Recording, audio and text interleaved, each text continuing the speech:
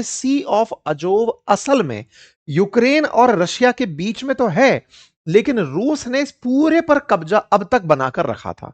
इसी कब्जे को अब यूक्रेन ने चैलेंज कर दिया है।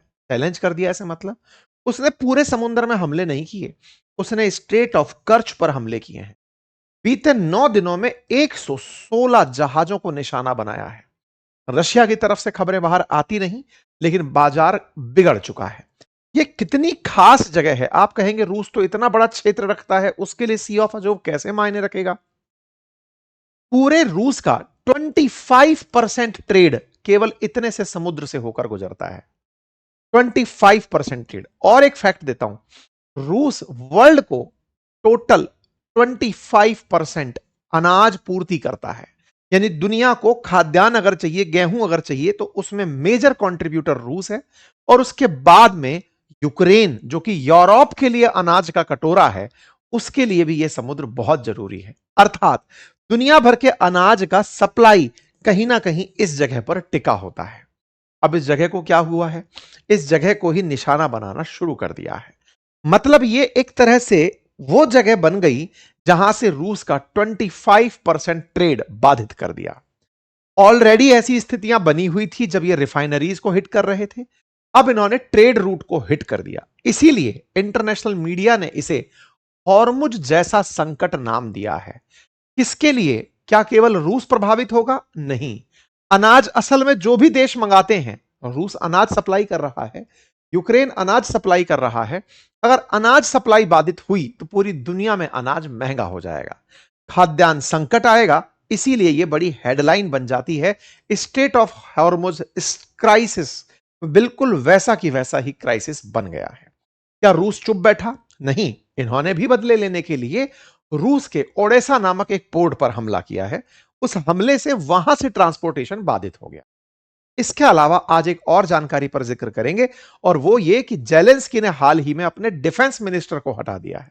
मात्र 35 वर्षीय डिफेंस मिनिस्टर, लेकिन उनके हटाते ही सड़कों पर जनता उतर आई। उनका मानना था कि डिफेंस मिनिस्टर ही आज के दौर में यूक्रेन को बढ़त दिला रहे थे। लगातार ड्रोन जो हमले कर रहे थे वो उन्हीं का ब्रेन चाइल्ड था।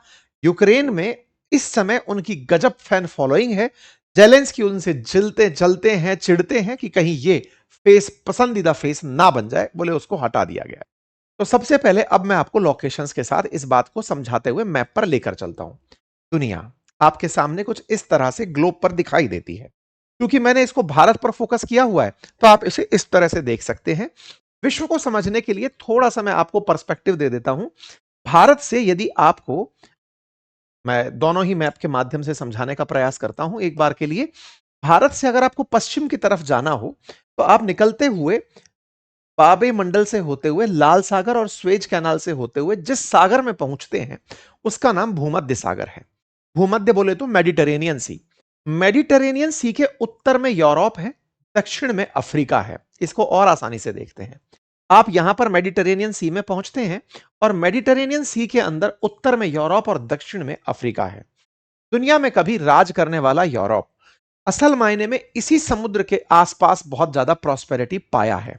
इसीलिए मेडिटेरेनियन सी को रेड सी से कनेक्ट करने का प्लान भी यूरोपियंस के दिमाग में ही आया था। चलिए कोई बात नहीं, अब आगे बढ़ते हैं। साथियों, आप जैसा सब जानते हैं कि रशिया का एक बड़ा हिस्सा यूरोप में आता है, और उसी यूरोप के साथ कनेक्ट करते हुए दो प्रमुख समुद्र हैं, सी हैं। अब उन तक भी आपको लेकर चलता हूं। देखिए, आपको यहां पर एक प्रमुख समुद्र दिखाई दे रहा है जिसका नाम है ब्लैक सी। ये जिस ब्लैक सी की मैं आपके साथ जिक्र कर रहा हूं, इस ब्लैक सी को आप इस तरह से भी एक और बोल्ड इमेज में देख सकते हैं। ये ब्लैक सी कनेक्ट कई सारे देशों को करता है, जिसमें से रोमानिया है, यूक्रेन है, तुर्की है, रशिया है। लेकिन उन ब्लैक सी के साथ कनेक्टेड जगहों में एक और सी ब्लैक सी से कनेक्टेड है जिसका नाम है सी ऑफ अजोव। मैं आपको फिर से लेकर के चलता हूं सी ऑफ अजोव की तरफ। यह रहा सी ऑफ अजोव। ब्लैक सी में जॉर्जिया भी खुला हुआ है, रशिया भी खुला है, यूक्रेन खुला है, रोमानिया खुला, बुल्गारिया खुला, तुर्की खुला। ये सब ब्लैक सी के अंदर है। लगभग $3 ट्रिलियन का व्यापार अकेले ब्लैक सी से होकर निकलता है।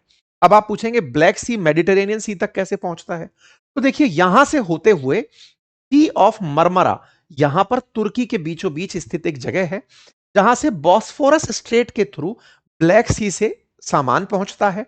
फिर मरमरा से डार्डेनलस स्ट्रेट के थ्रू एजियन सी के अंदर पहुंचता है और फिर यहां से होकर के मेडिटेरेनियन सी में पहुंचता है। मतलब समझिए कि तुर्की आज दुनिया के लिए इतना महत्वपूर्ण क्यों है, उसके प्रमुख कारण में है कि वो ब्लैक सी को मेडिटेरेनियन सी से जोड़ने वाली जगह पर बैठा है। जब हम कई बार विश्व इतिहास की बात करते हैं, कहते हैं कि तुर्की ऑटोमन एम्पायर से लेकर अब तक इतना की पोजीशन कैसे बना हुआ है, तो बोले इसने कुस्तुनतुनिया पर, जो कि आज इस्तांबुल के नजदीक है, उस पर कब्जा जमा लिया था। ये वही बॉस्फोरस स्ट्रेट के आसपास की बातें हो रही हैं। कोई बात नहीं। ब्लैक सी चूंकि 6 देश उसमें खुलते हैं, उससे कनेक्टेड एक छोटू सा समुद्र और है जिसका नाम है अजोव सी। आपके दिमाग में एक बहुत प्यारा सा सवाल आएगा और वो ये, इतना बड़ा समुद्र पड़ा है तो सी ऑफ अजोव इतना मायने क्यों रखता है। अब आपको थोड़ा और डिटेल में लेके चलूंगा। यहां से यहां तक की यात्रा आपने कर ली। सी ऑफ अजोव ब्लैक सी से कनेक्टेड एक छोटी सी स्ट्रेट से है। स्ट्रेट बोले तो पानी वाला रास्ता, जैसे इस हॉर्मुज स्ट्रेट है ना, यहां पर कर्च स्ट्रेट के थ्रू ये जुड़ा हुआ है। जब आप इस सवाल से झगड़ रहे होंगे, उसी समय पर मैं आपको एक ऑल्टरनेट रास्ता देता हूं। साथियों, एक और छोटा सा समुद्र देखिए जिसका नाम है कैस्पियन सागर। ये जो कैस्पियन समुद्र है ना, असल में ये झील कहा जाए तो बेहतर होगा, क्योंकि समुद्र की खासियत होती है कि वो किसी अन्य वाटर बॉडी से जुड़ा हुआ होता है। ये चूंकि आइसोलेटेड है, इसलिए आप इसे एज ए झील कंसीडर कर सकते हैं। दुनिया का जितना भी पानी है वो दूसरे पानी से जुड़ा हुआ है। हिंद महासागर को देख लें, चाइना सागर को देख लें, आप अटलांटिक सी, कोई सा भी सी उठाकर देखें, दुनिया का सारा पानी आपस में जुड़ा हुआ है। लेकिन कैस्पियन सागर में नाम भले ही सागर है, लेकिन किसी और जगह से ये जुड़ा हुआ नहीं है। लैंडलॉक समुद्र है ये, तो समुद्र की काबिलियत इसमें है नहीं, ये झील है। अब क्या है, इस समुद्र के अंदर एक नदी आकर के खुलती है जिसका नाम है वोल्गा नदी। ये जो वोल्गा नदी है ना, ये रशिया के अंदर की सबसे बड़ी नदी है। यहां पर जब ये समुद्र में आकर के खुलती है, और इसी समय पर अजोव सी के अंदर रूस की एक और नदी आकर खुलती है जिसका नाम है डॉन नदी। दो नदियां खास हैं। अजोव में आकर खुलती है डॉन, और वोल्गा खुलती है कैस्पियन सागर में आकर के। रूसियों ने देश की आजादी के, मतलब वर्ल्ड वॉर के सेकंड वर्ल्ड वॉर के तुरंत बाद, जो युद्ध के अंदर बंधक बनाए हुए लोग थे, जो जर्मन्स थे, जिनको पनिशमेंट देना चाहते थे, उनसे काम करवा करवा के इन दोनों नदियों को आपस में जुड़वा दिया, वोल्गा रिवर को और डॉन रिवर को, और जुड़वा करके 101 किलोमीटर लंबी एक कैनाल बनवा ली। बिल्कुल वैसे ही जैसे आप स्वेज कैनाल समझते हैं, जिसे डॉन और वोल्गा कैनाल कहते हैं। आपको जानकर आश्चर्य होगा, आज पूरे रूस में 7500 किलोमीटर लंबा वाटरवे बना हुआ है। मतलब पानी अंदर देश के अंदर से नदियों के माध्यम से, जहाजों के माध्यम से ट्रेड करता है। इनलैंड वाटरवेज बने हुए हैं। ठीक है।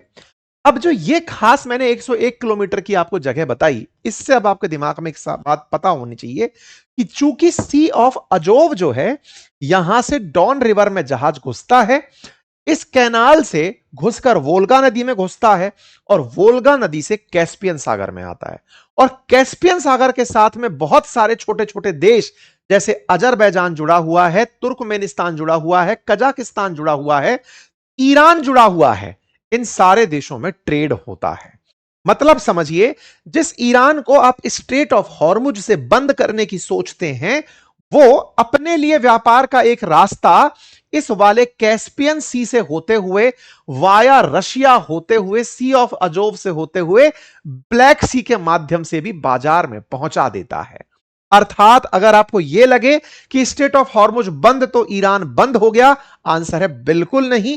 ईरान ने बकायदा चाइना से एक ट्रेन रूट अलग ले रखा है और यहां से एक वाटरवे अलग ले रखा है। आप इन दोनों बिंदुओं को समझिए। अब हुआ क्या है? हुआ ये कि इस पूरे समुद्र में हमले होते, इससे बेहतर यूक्रेन वालों ने कर्च स्ट्रेट पर हमले कर दिए कि बेटा गेट पर ही हमले कर दिए। 116 जहाजों को निशाना बना दिया। यहां पर खड़े हुए जहाज सारे दुबक गए, साइडों में हो गए चलना बंद कि साहब अब नहीं चलेंगे हम। ऐसा होते ही व्यापार में त्राहिमाम है, क्योंकि अल्टीमेटली केवल रशिया नहीं, ये बाकी जो डिपेंडेंट देश थे उन पर भी वार हो गया है। उम्मीद करता हूं कि आपको केवल एक ही बार में सी ऑफ अजोव की स्टोरी समझ में आ गई हो। अर्थात यूक्रेन ने सी ऑफ अजोव पर नहीं, या कर्च स्टेट पर नहीं, असल मायने में रूस की दुखती नग नस पर हाथ डाल दिया है। उम्मीद करता हूं कि अब आपको यह बात बेहतर तरीके से समझ में आ गई हो। कितनी खास है, कैसे है, वो मैंने आपको बता दिया। ये आप कैनाल्स देख लीजिए, ये रहा डॉन रिवर, ये रही वोल्गा रिवर, और इनको जोड़ने के लिए 101 किलोमीटर की इन्होंने एक स्ट्रेट बनाई हुई थी, एक कैनाल बनाई हुई थी, जिससे इन्होंने काम 1952 के अंदर कंप्लीट कर लिया था। ठीक है साहब, यहां तक हुई सारी बातें। अब सवाल समझ में यह आता है कि सर, जो मैप आपने थोड़ी देर पहले दिखाया, उस मैप के अंदर अजोव सी के एक तरफ तो यूक्रेन जुड़ा हुआ है, तो यूक्रेन का कब्जा नहीं है क्या? बिल्कुल सही समझ रहे हैं आप। लेकिन रूस ने समय रहते रहते इस पूरे अजोव को अपने कब्जे में ले लिया। मतलब इस अजोव से कनेक्टेड जितना भी बॉर्डर एरिया है, चाहे क्रीमिया से या यूक्रेन से, आज रूसी सेना चारों तरफ है। तो फिर साहब, यूक्रेन कैसे जगह बना रहा है यहां पे? यूक्रेन ने असल में यहां पर ड्रोन से हमला करना शुरू किया हुआ है। मतलब समझिए कि इस जगह पर इनका जो टारगेट पहले रिफाइनरी था, कि रिफाइनरी पर हमला कर दो, रिफाइनरी से रूस के अंदर तेल संकट उत्पन्न हो जाएगा, वो आपने और हमने खूब चर्चा की। अब इन्होंने एक्सपोर्ट पर हमला कर दिया है कि तुम्हारे पास $400 बिलियन का एक्सपोर्ट है, हम उसको अब निशाना बना रहे हैं। साथियों, मैं आपको कुछ तस्वीरें दिखाता हूं जो यूक्रेन की तरफ से आई हैं, कैसे एक एक करके चुन चुन के जहाजों को निशाना बनाया जा रहा है। आप अगर तस्वीरें देखेंगे ना, उससे अंदाजा लगा लेंगे कि ये बकायदा ना केवल हमले करते हैं, बल्कि उसकी रिपोर्टिंग करके रूसी लोगों का कॉन्फिडेंस तोड़ते हैं, और रूस पर निर्भर या रूस से प्रभावित जितनी भी दुनिया के देश हैं, उन सबको टारगेट करते हैं कि लो बेटा, संदेश पार प्राप्त कर लो कि हम कुछ कर रहे हैं। एक एक करके इन्होंने, आप इन तस्वीरों को अगर गहराई से देखें तो लगती हुई जहाजों की आग और लपटें आपको यह बताने के लिए पर्याप्त हैं कि कैसे यूक्रेन ने रशिया को नुकसान पहुंचाया। दूर दूर से दृश्य निकल कर आ रहे हैं कि इनके जहाजों को लगातार निशाना बनाया जा रहा है। तब अब जब इतना निशाना चल ही रहा है, ये तमाम तस्वीरें निकल कर आ रही हैं, तो अब क्या हो रहा है? तो अब हो कुछ नहीं रहा है। रूस अपनी तरफ से दिखा रहा है कि देखो, हम उनके जहाज उड़ा रहे हैं। कुल मिलाकर के जहाज उड़ना जारी है। जो पानी के जहाज हैं, ये उड़ गए हैं, अब खत्म हो गए हैं। ठीक है साहब। अचानक सी ऑफ अजोव खाली होने लगा है। जब आप बम धमाके इतने देखने लगेंगे, तो आप सैटेलाइट इमेज से अंतर लगा लीजिए। ये जून 2026 का है और ये जुलाई 2026 का दृश्य है। जून 2026 में इतना जहाज खड़ा था जो छोटी छोटी बिंदी बनकर देखा है, यहां पर अब कोई जहाज आपको दिखाई नहीं दे रहा है। इस सी से पेट्रोलियम पदार्थ लगभग 25% ट्रेड होता है, अनाज ट्रेड होता है, कोयला ट्रेड होता है। अचानक अब आप इसको वार कर दिए, तो आप समझ सकते हैं दुनिया पर मेजर एक्सपोर्ट क्राइसिस, फ्यूल का भी आएगा, मेटल स्टोन का भी आएगा, एग्रीकल्चरल गुड्स का भी आएगा। आप ऐसे समझिए कि 265 मिलियन टन कार्गो यहां से होकर के अजोव सागर से होकर निकलता है, क्योंकि इसके कई मेजर पोर्ट्स इस अजोव सागर में हैं या कर्च स्ट्रेट पर हैं। अब इनको जब निशाना बनाया गया, तो पूरी तरह खेल प्रभावित हो गया। कहने का मतलब यह है कि रूस को बढ़िया नुकसान हुआ। बदले में वो उड़ीसा के ऊपर हमला कर रहा है। ओडिशा, ओडेसा करके जगह, उड़ीसा नहीं ओडेसा करके यूक्रेन के अंदर जगह है, जहां पर रशियंस अपने आप को लेकर खुशी पा रहे हैं कि हमने बदला ले लिया। ये तो हो गया साहब इन दोनों की लड़ाई झगड़ा। आज की खबर का पार्ट 2 पर चलते हैं। पार्ट 2 ये कि जेलेंस्की ने अपने रक्षा मंत्री को पद से हटा दिया है। अब ये क्या कहानी है, देखो साहब। जेलेंस्की के रक्षा मंत्री, जिनका नाम है मिखाइलो फेदोरोव, ये मात्र 35 वर्षीय, बहुत ही कम उम्र के और बहुत ही साइंटिफिक टेम्परामेंट के व्यक्ति हैं। इनकी सेना जनरल्स के साथ बातचीत नहीं बन रही थी। इनका लड़ाई क्या थी इनकी? इनका कहना यह था कि जो सेना है वो कन्वेंशनल वॉरफेयर में फंसी हुई है। सैनिकों को युद्ध करने क्यों भेजना, जब युद्ध रोबोट लड़ सकता है, जब ड्रोन से हमले किए जा सकते हैं। जब जेलेंस्की ने इन्हें हटाया, तो आप ये जो लोग आते हुए देख रहे हैं, ये प्रोटेस्ट करने सरकारी बिल्डिंग्स के सामने यूक्रेन में एकत्रित होती हुई जनता है, जो विरोध करने आ रही है कि जेलेंस्की आपने इन्हें हटा क्यों दिया। यहां पे तमाम शहरों के अंदर उनके समर्थन में उमड़ी हुई जनता यूक्रेन के अंदर आप देख सकते हैं, जो कह रहे हैं कि हमें हमारा रक्षा मंत्री वापस चाहिए, अन्यथा आप इस बात का परिणाम भुगतेंगे। अब धमकाया जा रहा है रक्षा मंत्री के नाम पर। तो साहब, रक्षा मंत्री ऐसा क्या करामाती आदमी था? आप सबने रूस यूक्रेन युद्ध में बहुत लंबे समय बाद यह सुना कि यूक्रेन की वापसी हो रही है। मतलब रशिया पीछे हट रहा है। रूस के अंदर घुस घुस करके, कभी रिफाइनरी, तो कभी कर्च स्ट्रेट, तो कभी कहीं, सब जगह अब हमले हो रहे हैं। कारण ड्रोन। ड्रोन अचानक किसी ने दे नहीं दिए, इन लोगों ने डेवलप किए, बनाई, रिसर्च इंजीनियरिंग से उस काम को किया और करके जो आज हाल मचाया है, वो आपके सामने है। इसी कारण से लोग इन्हें चाह रहे हैं। लेकिन सेना के अधिकारियों के साथ चलती मनमुटाव के चलते जेलेंस्की ने इन्हें हटाना प्रेफर किया, क्योंकि ये सेना के अधिकारियों को सीधा बोलते थे कि आप जाकर के फ्रंट लाइन पर लड़ने जा रहे हैं, उससे कुछ नहीं मिल रहा है। इनकी ये जो लड़ाई थी जेलेंस्की के लिए ये भारी हो गई। साथियों, जब भी डिफेंस की बात होती है ना, हम राष्ट्र प्रेम के अंदर, देशभक्ति के अंदर कभी सेना के खिलाफ कुछ भी नहीं बोलते और कुछ भी नहीं सुनते। लेकिन ये जो व्यक्ति है ना, ये सेना के अंदर जो रक्षा खरीद होती है, उसको लेकर बड़ा सेंसिटिव था। जब भी सेना, क्योंकि सेना को क्या चाहिए, जैसे राजनेता को राज चाहिए, ऐसे सेना को वॉर चाहिए। वॉर चाहिए से मतलब है क्योंकि सेना का महत्व और सेना का रेस्पेक्ट और सेना का एस्टेब्लिशमेंट तभी अपने आप को सबसे ज्यादा सक्रिय रखता है। अन्यथा सेना पूरे टाइम तैयारी ही करती है। यहां युद्ध हो गया तो ऐसे जाएंगे, ये युद्ध अभ्यास करेंगे, युद्ध में वो युद्ध में ही रहती है, वही सेना है। सेना को ऐसे समय पर भयंकर डिफेंस इक्विपमेंट की जरूरत होती है। दुनिया भर से प्राप्त जितनी भी सहायता है यूक्रेन को, वो सेना के लिए सीधी सीधी पहुंचाई जाती है। इसमें बहुत सारा करप्शन हो रहा है। यूक्रेन में जेलेंस्की के ऊपर तमाम ऐसे आरोप लग रहे हैं कि जेलेंस्की करप्शन कर रहे हैं, और करप्शन में जो भी लोग इन्वॉल्व हैं वो नहीं चाहते कि डिफेंस मिनिस्टर ऐसा आदमी हो जो सेना को कम सामान के साथ काम करने की बात करे। आप पूछेंगे ऐसा क्या कर दिया? तब हुआ यह कि ये व्यक्ति 6 महीने से डिफेंस संभाल रहे थे, उससे पहले भी इन्होंने डिफेंस में कुछ इंटरफेरेंस किया हुआ था। राजनीति में तो ये मतलब डिप्टी प्राइम मिनिस्टर बने हुए 2019 से। सीन ये है कि इन भाई साहब ने पहले डिजिटल मंत्री रहते हुए, डिफेंस मिनिस्टर से पहले, ऑनलाइन पोर्टल बना दिया, और ऑनलाइन पोर्टल बनाते हुए यह कहा कि जो हमारे सैनिक युद्ध के समय जो वेपन खरीदना चाहें, इस ऑनलाइन प्लेटफॉर्म से खरीद लें। मतलब इन्होंने रक्षा खरीद को, बंद कमरों में होने वाली रक्षा खरीद से अमेजन और फ्लिपकार्ट की तरह वेपन सैनिक खरीद सकते हैं, यह प्रोसेस दे दिया कि जिस सैनिक को जो जरूरत है खरीद ले, सरकार पैसा दे देगी। और सरकार को भी यह पता चल गया कि इतने में यह उपलब्ध करानी है। इससे क्या हुआ? फेयर प्राइस कंपटीशन हो गया।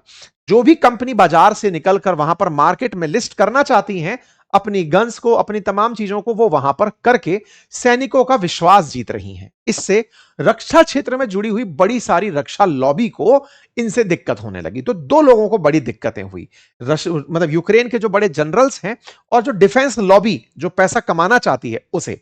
परिणाम क्या निकला? इन्हें पद से हटा दिया गया। अब इनका पद से हटना निश्चित ही रूस के लिए तो फायदे की चीज है, लेकिन ठीक बात है, मतलब यूक्रेन के अंदर जिस प्रकार का प्रतिरोध है वो ये दर्शाता है कि यूक्रेनियंस युद्ध तो लड़ रहे हैं, लेकिन पूरा देश पूरी तरह ऑब्जर्व कर रहा है कि कौन सा राजनेता क्या चल रहा है। उम्मीद करते हैं कि आपको दोनों जानकारियों से अवगत हमने ठीक से करा दिया होगा। आपको जानकारी पसंद आ गई हो तो साथियों से साझा करें। चैनल पर नए हैं तो एक सब्सक्राइब का बटन है साहब, वो दबा दें।